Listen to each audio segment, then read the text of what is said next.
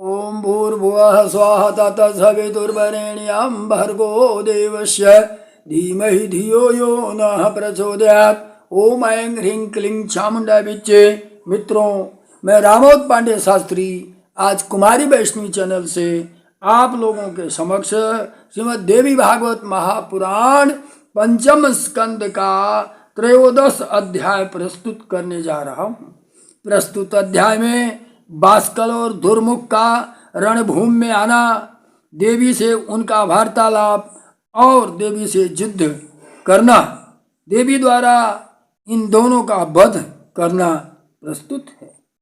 व्यास उवाच तत श्रुत्वा तौ महाबाहो दैत्यो बाष्कल दुर्मुखौ जग्मतुः दग्धीधांगौ सर्व शस्त्रास्त्र को विदौ। व्यास जी कहते हैं, हे राजन, ऐसा कहकर के अभिमान से चूर अंगों वाले तथा सभी शस्त्रास्त्रों के विशारद वे दोनों महाबाहु दैत्य बाष्कल तथा दुर्मुख समरांगण की ओर चल पड़े। इसके बाद वे दोनों मदोन्मत्त दानव समर भूमि में पहुंचकर मेघ गर्जन के समान गंभीर वाणी में देवी माता से कहने लगे, हे देवी, ये सुंदरी, जिस महान महिषासुर ने सभी देवताओं पर विजय प्राप्त कर ली है, सभी दैत्यों के अधिष्ठाता उन नरेश महिषासुर का आप वरण कर लें, अर्थात उनसे अपनी विवाह को स्वीकार कर लें। ये सभी लक्षणों से संपन्न मनुष्य रूप धारण करके तथा दिव्य आभूषण से अलंकृत होकर एकांत में आपसे मिलने के लिए आएंगे।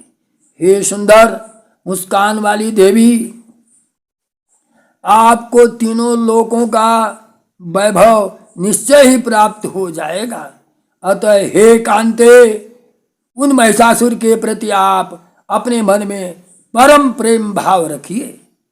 हे कोकिल भाषिणी, महान पराक्रमी महिषासुर को अपना पति बनाकर आप स्त्रियों के लिए अभिष्ट अद्भुत सांसारिक सुख को प्राप्त करें। माता जी क्रुद्ध होकर के बोलती हैं, अरे दुष्ट, क्या तुम यह समझ रहे हो कि यह कोई काम मोहित, बुद्धिहीन तथा बल रहित नारी है? मैं उस मूर्ख महिषासुर की सेवा कैसे कर सकती हूँ? कुलीन स्त्रियां कुल, चरित्र, गुण में समानता रखने वाले एवं रूप, चतुरता, बुद्धि, व्यवहार, क्षमा आदि से विशेष रूप से संपन्न पुरुषों को ही स्त्री स्वीकार करती। ऐसी कौन देव रूपिणी नारी होगी जो कामातुर होकर के पशु रूप धारी पशुओं में भी अधम महिष को अपना पति बनाना चाहेगी? हे बाष्कल और दुर्मुख, तुम लोग तत्काल अपने राजा महिषासुर के पास चले जाओ और हाथी के समान विशाल शरीर वाले तथा श्रृंगधारी उस दानव से मेरा संदेश कह दो। तुम पाताल लोक चले जाओ अथवा यहाँ आकर मेरे साथ युद्ध करो। संग्राम होने पर ही इंद्र निर्भय हो सकते हैं, यह निश्चित है।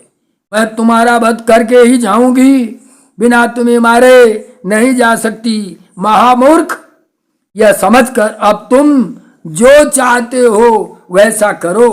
हे चतुष्पाद, बिना मुझको पराजित किए किसी पृथ्वी के किसी भी भाग में, अंतरिक्ष या पर्वत की गुफाओं में कहीं भी अब तुम्हें शरण नहीं मिलेगी।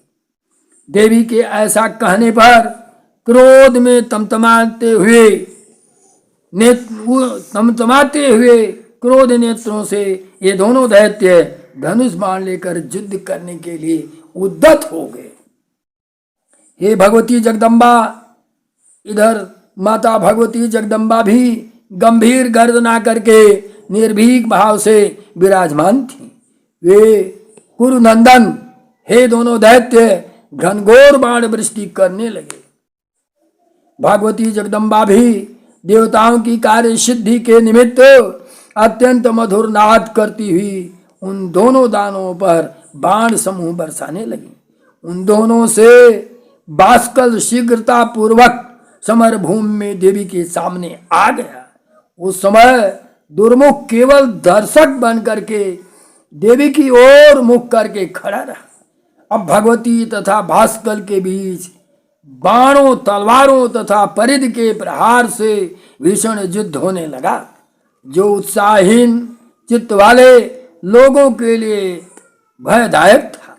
तत्पश्चात युद्ध के लिए उन्मत्त उस भास्कर को देख करके जगदम्बिका का कुपित हो गई और उन्होंने पत्थर की शान पर चढ़ाकर तीखे बनाए गए तथा कानों तक खींचे गए 5 बाणों से उस पर प्रहार किया। उस दानों ने भी अपने तीक्ष्ण बाणों से देवी के बाणों को काट दिया और पुनः सिंह पर विराजमान भगवती पर 7 बाणों से प्रहार किया। देवी भगवती ने उनके बाणों को काटकर पानी चढ़ाकर तीक्ष्ण किए हुए 10 बाणों से उस दुष्ट पर प्रहार किया और वे बार बार जोर जोर से हंसने लगी। जगदम्बा ने अपने अर्धचंद्राकार बाण से उसका धनुष काट डाला। तब भास्कर भी गदा लेकर देवी को मारने के लिए उनकी ओर दौड़ा। अभिमान में चूर उस दानव को हाथ में गदा लिए आता हुआ देखकर देवी चंडिका ने अपनी गदा से प्रहार से उसे धराशायी कर दिया। भास्कर मुहूर्त भर पृथ्वी पर पड़ा रहा। इसके बाद वह फिर उठ खड़ा हुआ और प्रचंड पराक्रमी उस वीर ने भी भगवती पर गदा चला दी। उस दैत्य को सामने आते देखकर भगवती ने कुपित होकर भास्कर के वक्ष स्थल पर त्रिशूल से प्रहार किया, जिससे वह सिर पड़ा और मर गया। सिर कट गया और मर गया।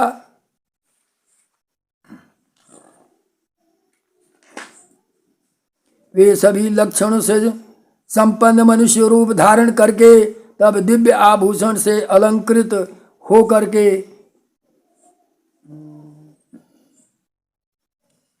एकांत में मिलने की बात ही भास्कर ने कहा था।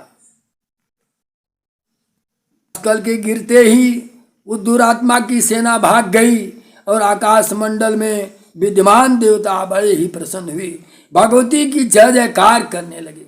उस दैत्य के मार दिए जाने पर महाबली दुर्मुख क्रोध से आंखें लाल किए रणभूमि में देवी के समक्ष आया। उस समय वह वैभवशाली दैत्य अरे अबले ठहरो ठहरो ऐसा बार बार कहते हुए धनुष बाण धारण करके कवच पहने हुए रथ पर सवार था। उस दानव को अपनी ओर आते देखकर देवी ने शंख ध्वनि की और उसे कुपित करती हुई वे अपने धनुष को टंकार करने लगी। दुर्मुख भी बड़ी तेजी से सर्प के समान विषैले तीक्ष्ण बाण छोड़ने लगा। तब महामाया ने अपने बाणों से उन बाणों को काट डाला और वे गर्जन करने लगी। हे राजन, बाण शक्ति गदा, मूसल, तोमर आदि के प्रहार से उन दोनों में परस्पर भयंकर युद्ध होने लगा। ये समय रणभूमि में रुधिर की नदी बह चली। उसके तट पर गिरे हुए मस्तक उस प्रकार सुशोभित हो रहे थे मानो बैतरणी पार करने के लिए तैरना सीखने वाले यमदूतों के द्वारा प्रसन्नता पूर्वक तुम्बी फल लाकर रख दिए गए। भूमि पर कटकर गिरे शवों तथा उन्हें खाने वाले भेड़िए और जंतुओं से वह रणभूमि अत्यंत भयंकर तथा दुर्गम हो गई। सियार, कुत्ते, कौवे, कंक, अयोमुख नामक पक्षी, गिद्ध और बाज उस दुष्ट दानों के शरीर को नोच नोच कर खा रहे थे। मृतकों के शरीर के संसर्ग से दुर्गंधित हवा चल रही थी और मांसाहारी पक्षियों की किलकिलाहट ध्वनि हो रही थी। तब काल से मोहित वह दुरात्मा दुर्मुख अत्यंत क्रुद्ध हो उठा और गर्व के साथ अपनी सुंदर भुजा उठाकर देवी से कहने लगा। क्या कहता है? अहंकारी क्या कहेगा? हे चंडिके, हे मूर्ख बाले, भाग जाओ, नहीं तो मैं तुम्हें अभी मार डालूंगा। अथवा हे बामोरु, मद महिषासुर को स्वीकार कर लो। माता जी कहती हैं, अब तुम्हारी मृत्यु समीप है, अभी तुम मोहित होकर ऐसा प्रलाप कर रहे हो। अभी मैं तुम्हें भी उसी प्रकार मार डालूंगी जैसे मैंने भास्कर को मारा। हे मूर्ख, भाग जाओ, और यदि तुम्हें मृत्यु अच्छी लगती हो तो रुके रहो। तुझे मरने के बाद मैं मूर्ख महिषासुर का भी संहार कर दूंगी। देवी का यह वचन सुनकर मरणोन्मुख दुर्मुख भगवती चंडिका के ऊपर भीषण बाण वृष्टि करने लगा। भगवती ने भी कुपित होकर अपने तीक्ष्ण बाणों से उस बाण वृष्टि को तत्काल व्यर्थ करके उस दैत्य पर उसी प्रकार आघात किया जैसे इंद्र ने वृत्तासुर पर आघात किया था। अब उन दोनों में बड़ा भीषण युद्ध आरंभ हो गया, जो कार्य कायरों के लिए वैधायक तथा वीरों के लिए उत्साहवर्धक था। देवी ने बड़ी फुर्ती से साथ उनके हाथ में स्थित धनुष को काट डाला और उसी तरह उसे 5 बाणों से उसके उत्तम रथ को छिन्न भिन्न कर दिया। रथ के नष्ट हो जाने पर महाबाहु दुर्मुख अपनी भयानक गदा लेकर के पैदल ही भगवती चंडिका की ओर दौड़ा। उसके पास पहुंचकर उस महाबली दैत्य ने सिंह के मस्तक पर गदा से प्रहार कर दिया, किंतु महाशक्तिशाली सिंह गदा से मारे जाने पर भी अपने स्थान से विचलित नहीं हुआ। उसी समय जगदम्बा ने हाथ में गदा लिए हुए उस दुर्मुख को सम्मुख उपस्थित होकर के अपनी तीक्ष्ण धारा वाली तलवार से उसके किरीट युक्त मस्तक को काट गिराया। मस्तक कट जाने पर दुर्मुख जमीन पर गिर पड़ा और मर गया। तब देवता प्रसन्न होकर के देवी का जय जयकार करने लगे। दुर्मुख के मर जाने के पर आकाश में विद्यमान देवगण भगवती की स्तुति करने लगे, उन पर पुष्प बरसाने लगे तथा उनकी जय जयकार करने लगे। रणभूमि में उस महान दानव को मरा हुआ देखकर ऋषि सिद्ध गंधर्व विद्याधर और किन्नर आनंदित होते। ऋषियः सिद्ध गंधर्वाः स विद्याधर किन्नरा जहरी सुस्तम हतम दृष्ट्वा दानम रणमस्तके।